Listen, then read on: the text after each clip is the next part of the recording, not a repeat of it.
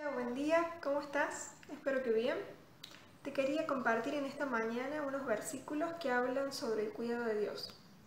En este tiempo de pandemia quizás has podido experimentar ansiedades, preocupaciones o temor por el futuro, por lo que ha de venir, por lo incierto que trae aparejado este virus que ha aparecido de golpe en este año. Pero quería compartirte 4 versículos que Dios me estuvo hablando para que podamos descansar y realmente adorar a Dios confiando en sus cuidados. Uno es en Salmos 34:15 que dice: Dios siempre cuida a los suyos y escucha sus oraciones. Otro versículo en 1 de Pedro 5:7 dice: pongan todas sus preocupaciones y ansiedades en las manos de Dios, porque Él cuida de ustedes. En Salmos 37:25 dice: una vez fui joven, ahora soy anciano. Sin embargo, nunca he visto abandonado al justo, ni a sus hijos mendigando pan. Dios cuida de tu vida siempre, de joven a tu vejez, y no permite que nunca te falte nada. Y el último, en Mateo 6:30, dice: si Dios cuida de manera tan maravillosa las flores silvestres que hoy están y mañana se echan al fuego, tengan por seguro que cuidará de ustedes. ¿Por qué tienen tan poca fe? Que podamos renovar y activar nuestra fe, creyendo en la palabra de Dios, caminando por fe en sus promesas, de que Él cuida de tu vida, de que Él cuida de tu camino, que Él cuida de tu futuro, de tu presente, que Él no te va a dejar solo, que cada paso que des siempre lo vas a estar dando con Él. Te animo a que podamos cantar esta canción que habla sobre la paz que genera tener la mirada de Dios puesta en nuestra vida.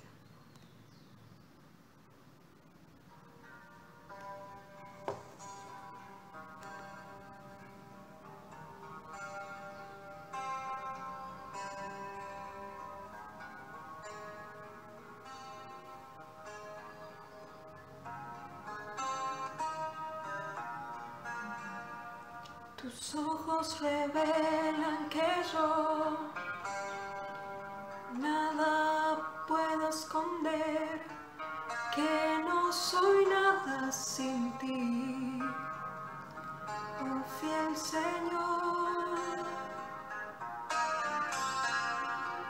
Todo lo sabes de mí, cuando miras el corazón, todo lo puedes ver muy dentro de mí. Llevas mi vida a una sola verdad, que cuando me miras nada puedo ocultar. Sé que es tu fidelidad que lleva mi vida más allá de lo que puedo imaginar. Sé que no puedo negar que tu mirada puesta en mí me llena de tu paz. Tus ojos revelan que yo nada puedo esconder, que no soy nada sin ti, oh fiel Señor. Todo lo sabes de mí, cuando miras el corazón, todo lo puedes ver muy dentro de mí. Llevas mi vida a una sola verdad, que cuando me miras nada puedo ocultar. Sé que es tu lleva mi vida más allá de lo que puedo imaginar. Sé que no puedo negar que tu mirada puesta en mí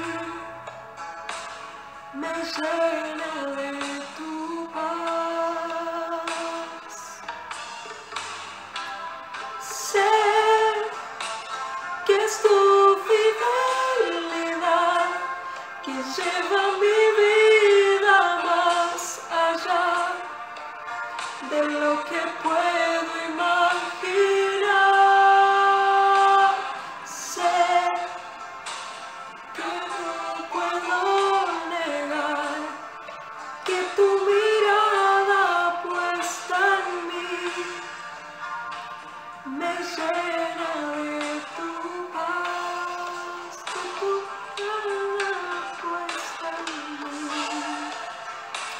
que es tu fidelidad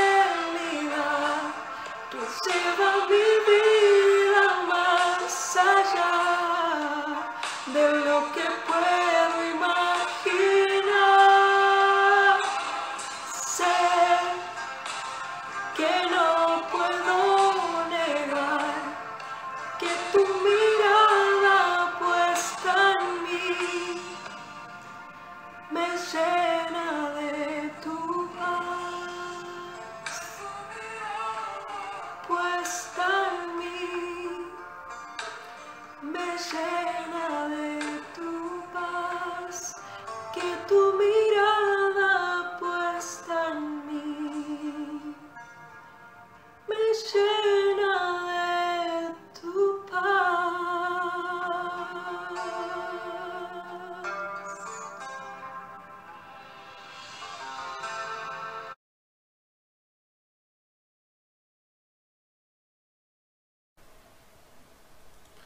Hola, ¿qué tal? ¿Cómo están? Dios les bendiga. Bueno, queríamos seguir lo que estábamos viendo en los últimos 2 fines de semana, hablando con respecto a la intimidación. Y para los que no vieron los videos anteriores, ¿sí? No vieron las prédicas anteriores, les voy a hacer un breve resumen de lo que estuvimos viendo ahora, ¿sí? Un breve resumen de la historia. Y tiene que ver con, por ejemplo, el domingo pasado hablamos de Saúl. Diego estuvo hablando de Saúl. Que había sido intimidado por el pueblo cuando tenía que entrar en la guerra contra los filisteos. Estaban en esta situación de que tenían que ir a trabajar, o en realidad tenían que ir a pelear, a hacer su trabajo. Y Samuel todavía no llegaba. Samuel había partido después. Cuando ellos ya estaban en el campamento, habían esperado a Samuel. Samuel todavía no venía. Y el tema es que ya el pueblo se empezó a inquietar. El ejército ya miraba a Saúl con un poquito de cara rara. Y Saúl a todo esto se sintió intimidado. Hubo una especie de espíritu de intimidación en él. Él se sintió intimidado porque su carrera, su reputación, inclusive su reino y su vida estaban en juego. Pero el grave problema de Saúl es que cuando Dios le había pedido que esperara, él decidió moverse, él decidió tomar las cartas por cuenta propia y decidió hacer lo que él le pareció mejor.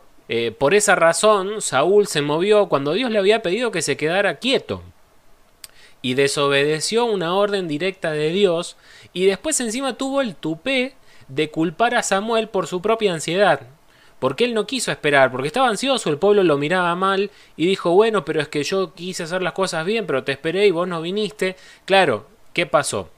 Samuel no vino en el tiempo en el cual Saúl creía o consideraba tiempo correcto. Samuel vino cuando tenía que venir. Sin embargo, Saúl, en un ataque de ansiedad por medio de la intimidación, decidió hacer lo que no tenía que hacer y lo que no le correspondía. Entonces, lo lamentable detrás de todo esto no tiene que ver con un incidente aislado de Saúl, sino una historia que ya se venía repitiendo.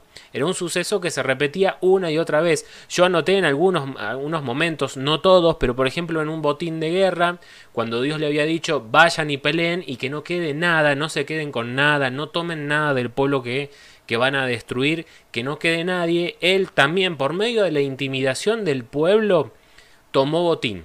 Dijo, bueno, vamos a sacar algunas cosas de esta ciudad, es importante levantar la moral del pueblo y del ejército que está conmigo, aun cuando Dios le había dicho que no lo hiciera. Por esta razón, Saúl perdió la aprobación de Dios, porque en realidad lo que estaba buscando era la aprobación del pueblo, la aprobación del ejército que lo acompañaba. Aunque él lo reconoció, dice 1 Samuel 15:24, he pecado, admitió Saúl, he quebrantado el mandato del Señor y tus instrucciones, las instrucciones de Samuel que Dios le había dado a Samuel. Los soldados me intimidaron y les hice caso. El hecho de que los soldados lo hubiesen intimidado fue razón suficiente para desobedecer a Dios. Y esto da cuentas de que Saúl estaba preocupado por su reputación, por su vida, por sus cosas, por sus pertenencias y por lo que el pueblo y el ejército tuviera que decir de él. Pero el gran problema no fue ese. El grave problema que tuvo Saúl es que fue lo suficientemente caradura como para tratar de ocultar todo.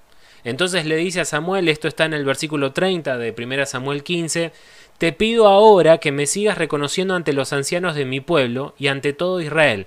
Regresa conmigo para adorar al Señor tu Dios. O sea, no le importaba haber pecado contra Dios. Y él dijo, ya está, sí, yo pequé, me la mandé, hice cosas que no tenía que hacer, pero ayúdame a encubrir, ayúdame a mantener mi status quo, ayúdame a mantener esa imagen que el pueblo tiene de mí. Entonces, hagamos de cuenta como que no pasó nada y adoremos a Dios. Entonces estaba dispuesto a darle una ofrenda a Dios careteándola. Y ahí estuvo el gran problema. Y fue por eso por lo cual Dios decidió apartarse de él y quitó la bendición que le había dado hace mucho tiempo atrás para dársela a alguien más. Fíjense que mientras más miedo tenía Saúl del entorno, más dominante era su liderazgo. Se había vuelto un mandatario tirano, se había vuelto un rey tirano. De hecho, él ya no abrazaba, ahorcaba. Toda la gente que estaba a su alrededor tenía miedo. Esta es la razón por la cual la intimidación invade a la persona, pero después se refracta. Entonces yo soy intimidado y después busco intimidar a todos los demás. Mientras más inseguro estaba Saúl, más apretaba. De hecho, llegó a matar sacerdotes porque no le había gustado sus actitudes y mató a los sacerdotes de Dios. Había perdido el respeto por lo sagrado. Había perdido el respeto por lo que Dios había puesto. Era más importante lo que el pueblo tuviera que decir de él que lo que Dios dijera de él. Por ese motivo, Dios preparó otro varón conforme a su corazón, y esta es la historia central en la que nos queremos concentrar ahora. Esto fue un resumen, por si no viste el video o por si tal vez no recordás mucho la historia, pero acá es donde entra David en la historia, acá es donde entra David en el plan de Dios maestro. De hecho, empezó hace mucho tiempo antes, pero acá comienza el trabajo y la transición. Pero vivir en los zapatos de David no debe haber sido nada fácil, nada fácil. De hecho, tuvo que soportar los arrebatos de ira, los celos, las contiendas, los intentos de asesinato. Inclusive, Saúl intentó asesinar a David, aun cuando ya sabía que Dios lo había ungido como futuro rey. El hostigamiento fue constante, se había encarnizado, quería matarlo como fuera o como diera lugar. Inclusive tuvo que irse David del palacio a escondidas. Fíjense lo raro de esto, servía a Saúl, era un guerrero fiel, era un comandante fiel, pero tuvo que irse a escondidas, en secreto, como si fuera el culpable, como si fuera un ladrón o como si fuera un abusador. Se tuvo que ir con toda su familia y huir a una cueva. Tuvo que padecer hambre. Ser David o ser como David no fue fácil. Tuvo que padecer hambre, fue perseguido, sabía que su cabeza iba a rodar en algún momento, que sus días estaban contados. Inclusive tuvo que fingir locura para que no lo mataran. Cuando llegó el concilio tuvo que fingir que estaba loco y uno de los reyes así lo liberó. Pero luego de todo esto se dirigió a la cueva de Adulán. Yo creo que todos han escuchado alguna vez una historia de la cueva de Adulán. La cueva de Adulán fue un lugar de paso. Fue un lugar en donde él cobró fuerzas, en donde él se pudo alimentar, en donde él pudo acomodar las ideas de su cabeza, consultarle a Dios y dirigirse a donde Dios lo quería llevar. Es por eso que se hizo también con 600 hombres que estaban dando vuelta por ahí. No eran los hombres más finos y los mejores guerreros del pueblo, era gente que estaba atribulado, gente que tenía deudas, gente inclusive que estaba en lugares seguros para que nadie los matara, gente que estaba escondida, gente que tenía deseos de venganza, pero no eran lo suficientemente valientes para cobrarlas. Gente que tenía miedo. De hecho, 1 Samuel 23:3 decía ellos estaban temerosos de ir a la guerra. Pero David formó un ejército en la cueva de Adulam. David formó un espacio específico para que todos aquellos que estaban cansados y agobiados pudieran recobrar fuerzas. Es simbólico del Señor Jesús eso. El Señor Jesús hace eso con nosotros. Muchas veces al estar en la cueva es un lugar de refugio donde Dios nos habla, nos ministra, nos hace calmar, nos aquieta. Y esto es lo que hizo el rey David. Muchos de ellos tenían mucha bronca, pero eran cobardes. Pero después de esto cobraron ánimo, empezaron la guerra porque habían encontrado problemas a su alrededor y no hicieron la mirada hacia otro lugar, no se acobardaron, sino que cobraron ánimo. David le consulta a Dios y cuando le consulta a Dios, Dios le dice vayan a la guerra que yo voy a estar con ustedes. Y les gana a los filisteos, nada más y nada menos que al pueblo filisteo. De esta manera liberta a Keila, que no es mi hija, es una ciudad que fue en la que dio el origen al nombre de mi hija. Libera a Keila y ellos se vuelven a aprovisionar, porque claro, el botín de guerra ellos toman y empiezan a tener no solamente una victoria moral, algo por lo cual sentirse bien, sino que además comienzan a tener provisiones, cosas producto del botín de guerra. Pero la extensa persecución seguía. Saúl nunca había dejado de buscarlo y siempre que había algún mensajero él iba hacia ese lugar intentando matar a David, aunque David siempre podía zafar de esa situación. Pero en un momento Saúl queda en una posición desfavorable. Saúl estaba cubriéndose sus pies, había entrado en una cueva para hacer sus necesidades, esto es lo que indica la Biblia, sin darse cuenta de que los soldados del ejército de David y el mismo David estaban ahí. Y David corta un pedazo de la capa que tenía para demostrarle que había tenido oportunidades de matarlo, pero no lo había logrado. De hecho, David también había sido intimidado. Y fíjense esto, David había sido intimidado por su pueblo, por el ejército que él tenía, por esos 600 hombres que le decían, dale, matalo, esta es tu oportunidad, es Dios que te lo entregó, usaban el nombre de Dios, es Dios el que te lo entrega, este es tu momento, ahora te vas a cobrar venganza, vamos a dejar de huir, ahora matalo ya, y lo empezaron a presionar. Sin embargo, David no cayó en la presión, no cayó en la intimidación del pueblo y decidió perdonarle la vida a Saúl. Eran insistentes las manifestaciones de su ejército. Vamos, lo tenés que hacer, pero David decide perdonarle la vida y no hacerle caso a la intimidación del pueblo. Se amigan, después son todos amigos y el rey Saúl se da cuenta, David, la verdad que me re equivoqué, perdoname, volvemos a ser amigos y quedó todo bien, por lo menos en un breve tiempo quedó todo bien. David se fue por un lado, Saúl se fue por el otro, pero nuevamente Saúl, con celos, con envidia, con ira, con miedo y con cobardía, vuelve a intentar matar a David. Y entre idas y vueltas de esas antiguas peleas y esos antiguos conflictos y las rivalidades siguieron su curso y David se refugia con los filisteos porque se daba cuenta que solo, si no había un buen pueblo, Saúl no iba a dejar de perseguirlo nunca más. Se amiga con los filisteos, vuelve otra vez a trabajar con ellos y los filisteos lo convocan para pelear porque se habían dado cuenta que David era muy bueno para el arte de la guerra. Pero en ese momento, entre las idas y vueltas, algunos del ejército se sintieron cómodos, digo yo siempre, los soldaditos de cristal, que se rompen por cualquier cosa, hoy porque me miró feo, hoy porque no me gusta que el hebreo esté con nosotros, así que los declararon persona no grata del pueblo filisteo y dijeron vuélvanse a su campamento, vuélvanse a su casa, porque nosotros no lo queremos a ustedes entre nosotros. Y esto lo hicieron.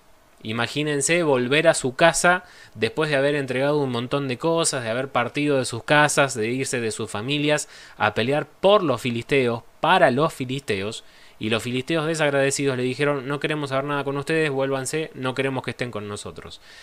¿Se imaginan ustedes estar en la posición del ejército? ¿Se imaginan ser personas no grata en el país de origen, en tu país de origen, en el lugar que te vio crecer? Con la gente que supuestamente te debería amar y te debería honrar, y ir a otro lugar que te hospeda, que te alberga, es un lugar que no es tu casa, pero te dio cobijo, te dio lugar, y ellos tampoco te quieren. ¿Ustedes se imaginan lo que debe haber sentido el pueblo cuando pasó todo esto? Pero aunque no lo crean, esto no fue lo peor. Lo peor fue que cuando volvieron a su casa, volvieron a su campamento, encontraron que toda la ciudad estaba prendida a fuego y que ninguna de sus pertenencias estaban ahí, ni siquiera su familia.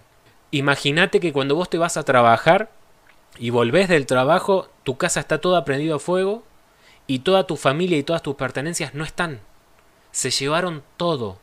Imagínense la tristeza que deben haber soportado. De tal manera, dice, fíjense lo que dice el 1 Samuel 30 del versículo 3 al 5. Lloraron tan fuerte que se quedaron sin ganas. Se le fueron todas las energías de haber llorado tanto. ¿Podés imaginarte el dolor que sintieron? Nuevamente la intimidación, nuevamente la presión. David sintió ahí no solamente tristeza, sino también la intimidación de un pueblo que lo quería apedrear. De hecho, así lo dice. Lo quería apedrear porque, claro, escúchame, David, nosotros te seguimos y perdimos todo por causa tuya. Es tu culpa. ¿Para qué nos agarraste? ¿Para qué nos metiste en todo este problema? Nosotros perdimos todo por causa tuya. Claro, estaban pensando en matarlo, en apedrearlo y destruirlo por completo. Pero fíjense lo que dice 1 Samuel capítulo 30 versículo 6. Dice, nuevamente cobró ánimo y confió en el Señor. David no tenía a nadie para confortar su corazón. David no tenía a nadie para que secara sus lágrimas, nadie que lo abrazara, que le palmeara la espalda y le dijera, David, no te hagas problema, Dios está con nosotros. David estaba solo. Aún el ejército de 600 personas que había levantado se lo querían comer, lo querían matar. Pero él cobró ánimo. ¿Cuándo cobró ánimo? Cuando confió en el Señor. Y cuando confió en el Señor no fue intimidado, porque Dios era más importante. Aún bajo tremenda presión, David no perdió nunca el enfoque. David no se iba a mover al menos que Dios lo dijera de esa manera. Estuvo dispuesto a perder la vida, pero cobró ánimo para escuchar la voz de Dios. Y lo bueno de todo esto es que Dios no lo dejó en banda. Dios no fue alguien que dijo, bueno, listo, ya hasta acá llegué. No. Dios no lo dejó en banda, sino que la historia terminó bien. Para finalizar esta parte de la historia, por si no sabían, la historia terminó bien. David recuperó todo lo que había perdido. Y cuando la palabra de Dios dice todo, es todo. No le faltó nada. David recuperó todo. Gracias a que confió en Dios, escuchó la voz de Dios e hizo lo que Dios le había dicho. Sí, recuperó todo lo que había perdido. Y lo que parecía una desesperanza, en realidad terminó siendo una gran victoria. Lo que parecía como todo perdido, fue todo ganado. David también tenía la presión. El entorno, la intimidación que el entorno hacía, tanto el pueblo de Israel, por medio de Saúl, los filisteos que estaban cerca de él, su propio ejército, recibió intimidación de todos lados, por parte de todo su entorno. Pero David actuó distinto. Saúl sucumbió ante la tentación del peligro, de la presión, del peligro de muerte y de la intimidación. Pero lo mismo que a Saúl lo destruyó, a David lo levantó. Porque David actuó de manera distinta. David no fue un raro, no fue un distinto, no fue un gran Mesías. Simplemente David sabía quién era Dios. Y sabía que para Dios nada era imposible. Por lo tanto, David actuó de otra manera. Por eso es que Dios siempre decía de él que era alguien conforme a su corazón. Porque sabía que Dios no mentía, porque conocía muy bien a Dios. Sabía que Dios no era ningún trucho. Sabía que Dios lo que decía y lo que prometía lo cumplía. Y que si Dios se lo había puesto a él, Dios se iba a encargar de todas las otras cosas. Ante la intimidación, David actuó. Tomó una acción. Pero lamentablemente Saúl, en comparación, hizo una reacción. Y no es lo mismo, ya lo habíamos visto el domingo pasado. La acción que la reacción no es lo mismo. Es importante saber que la intimidación siempre va a estar, Pero ante la intimidación, David actuó y Saúl reaccionó.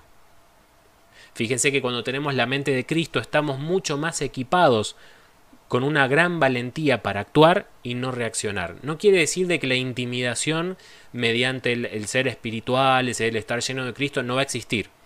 Entonces, esto no es sea libre de la intimidación por medio de orar mucho. No, la intimidación va a estar. La intimidación puede llegar a ser un eje fundamental en toda nuestra vida. Puede ser algo recurrente. Pero ¿cuál está la gran diferencia para actuar como David y no actuar como Saúl? Tiene que ver con lo que nosotros hacemos, la valentía con la cual nos tomamos las cosas. La intimidación va a estar siempre en tu vida. Y no estamos declarando algo que queremos que te vaya mal. No, todo lo contrario, es ser realistas en lo que suele pasar. Lo vamos a ver un poquito más adelante. Fíjense que cuando David actuó, le agradó a Dios. Porque el actuar tenía que ver con no lo que sentía, sino más bien lo que sabía de Dios. Y acá está la gran diferencia. Porque Saúl probablemente había estado con Dios y conocía lo que Dios hacía, pero actuaba en base a lo que sentía. Oh, tuve miedo, fui intimidado, la verdad es que tenía miedo, mirá si me matan los soldados, mirá lo que el pueblo vaya a decir de mí. Uy, fíjate, y si quedo mal delante de la gente, tenía miedo.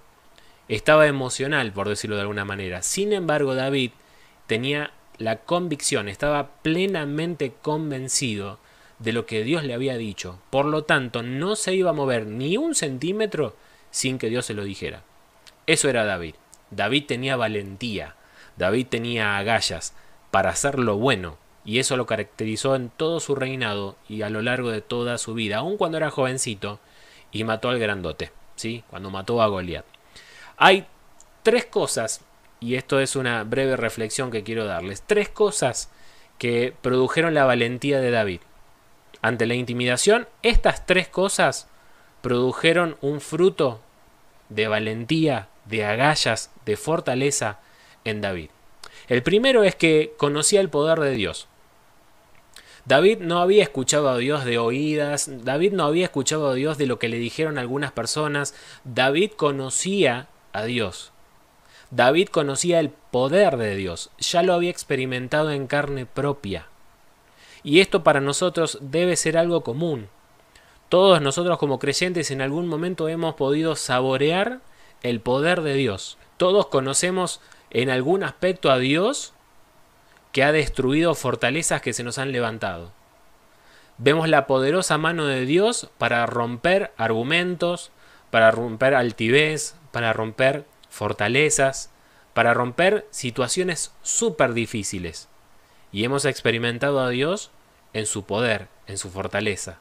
Hemos visto el poder de Dios, pero no me lo contó nadie, yo lo viví en carne propia. Yo he podido experimentar el poder de Dios. Y eso es un pilar para generar fortaleza y valentía. Esas son las agallas que David tenía. David sabía quién era Dios, conocía a Dios, pero también conocía el poder que Dios tenía para romper todas esas cosas.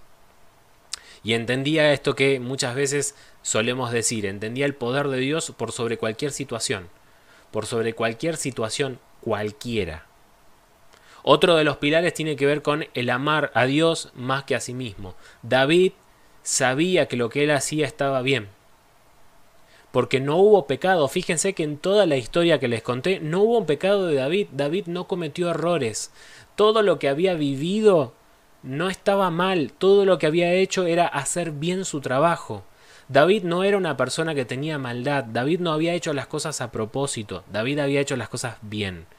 Había intentado adorar a Dios y agradar a los hombres haciendo las cosas que se habían propuesto, hacer las cosas bien. El único pecado, entre comillas, que había hecho era hacer las cosas bien.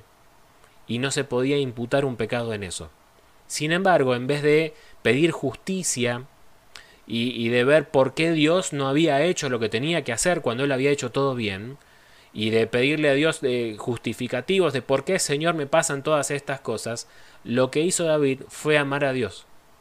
Pero amar a Dios más que a sí mismo. Entonces no le importó si era justo o era injusto. Él decidió voluntariamente amar a Dios. Y cuando amamos a Dios, no importa las cosas que pasen. Nosotros queremos agradarle independientemente si de lo que pasa a nuestro alrededor es justo o no es justo.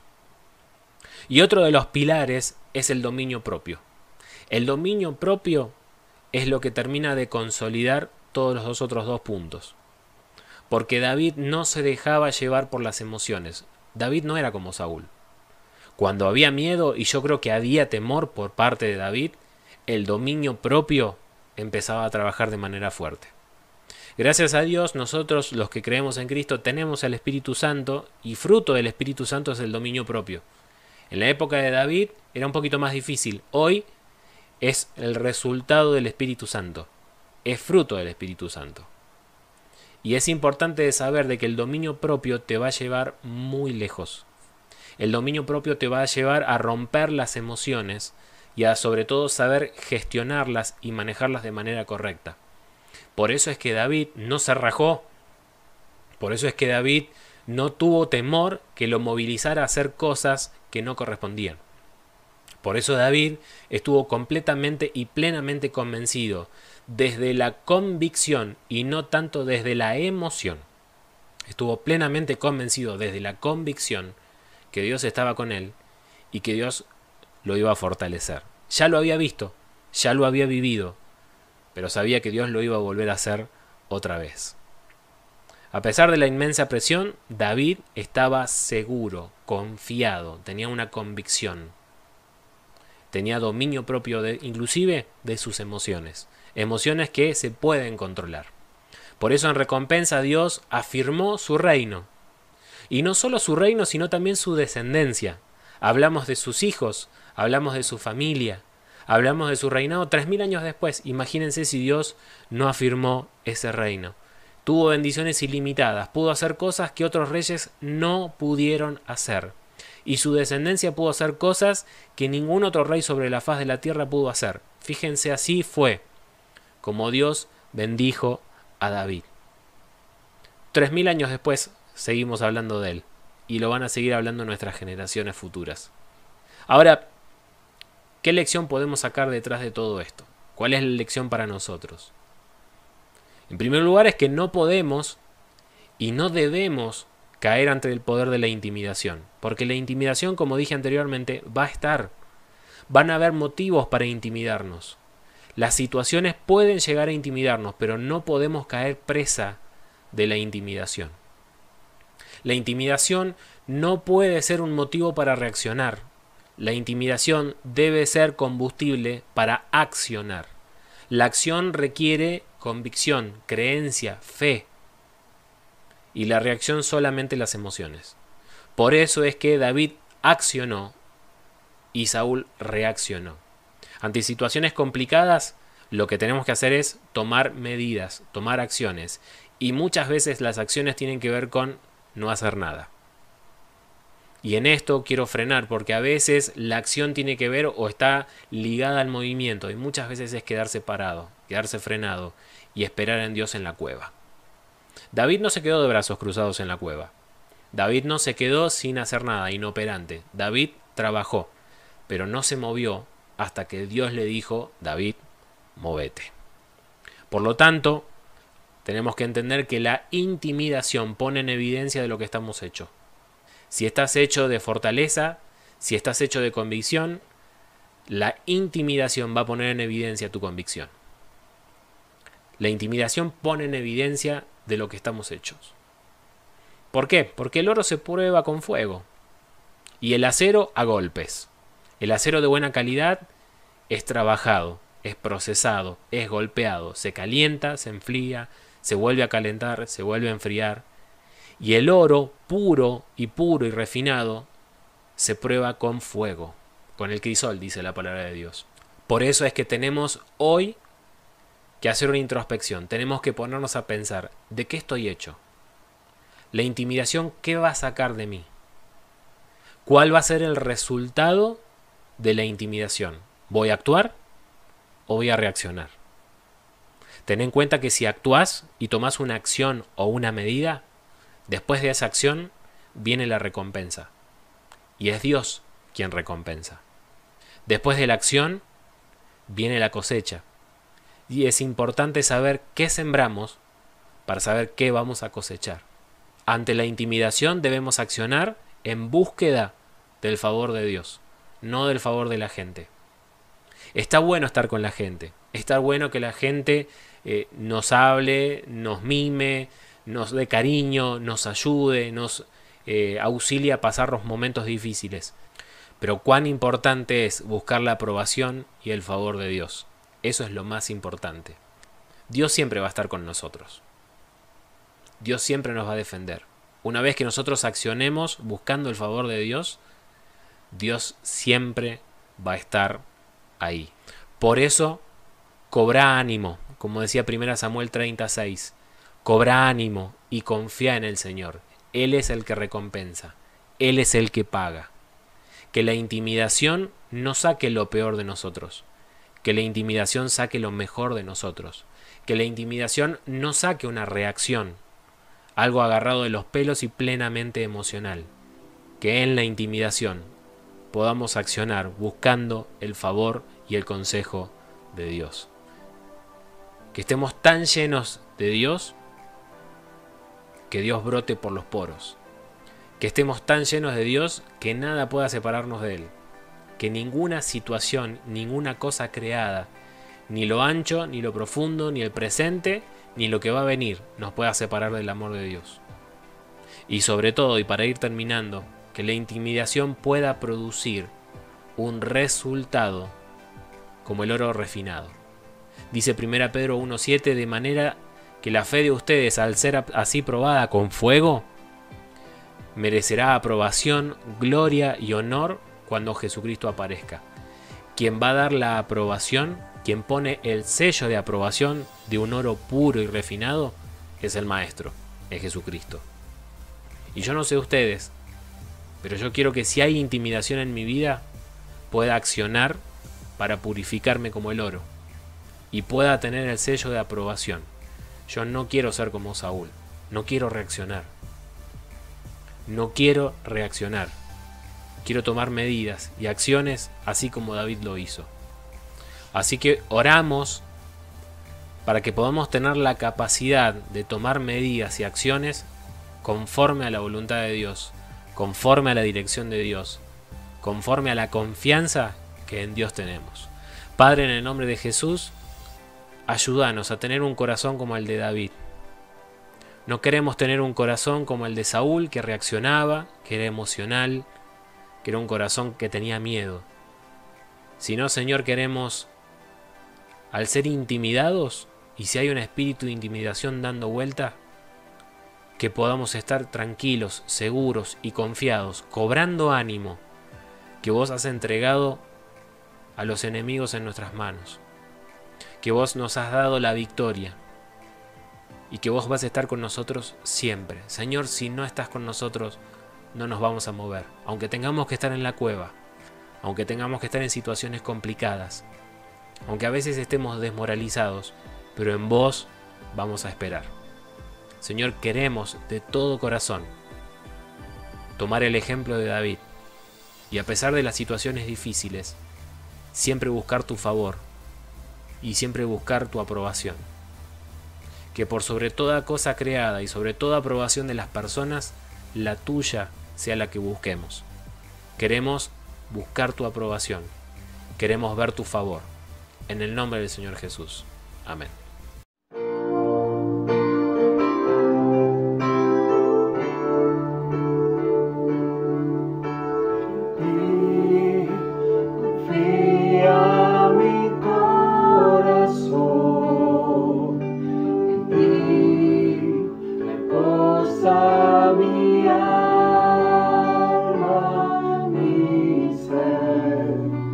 Descansa en ti, puedo ser feliz.